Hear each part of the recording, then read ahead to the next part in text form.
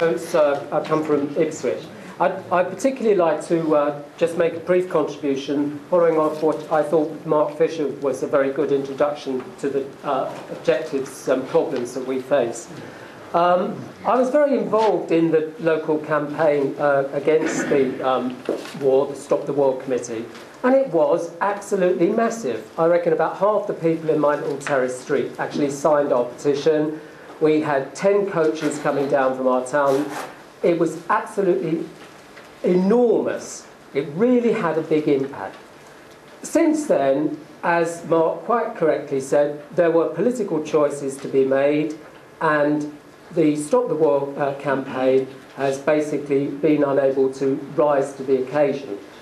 One of the reasons, and I think personally, it's not just simply a question that it drifted to the right, it has basically drifted everywhere. I no longer have anything to do with the local Stop the War Committee, neither do the 3 or 4 people who were the absolute core of the committee, went out every week on the Cornhill petitioning, giving out leaflets, spending 2 or 3 days a week, in fact, organising.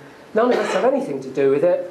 The people who go along to the meetings include utter cranks who support the so-called truth campaigns about 9/11, people who believe that North Korea is a paradise for bicycle owners, which I believe it is,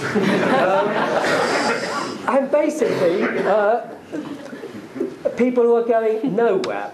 Now, when I first heard about Hopi, it revived something in me, which I think is very important to any of us who are of my generation of leftists, which is the memory of the crushing of the great Iranian people and movement in the 1980s. The left in Europe did very little to help at that time.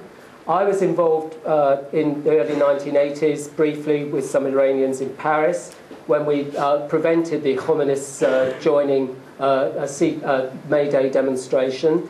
And I am well aware, I still have very clear memories of seeing these people with Khomeini's picture going Marhaba America, and just thinking, my God, these people are scum of the earth. The brilliant Iranian working class movement was slaughtered. And I think we should be very, very clear. We need to back the people involved in that. At the same time, as Mark quite correctly said, this was a twin track approach. Now, just finally, one point on that. When I raised the issue of Hopi at my union branch meeting, I found, as Mark said, people understand. My message is people can understand, and I don't think it's particularly difficult, and I got the support of my branch to come here today. I hope other people follow that.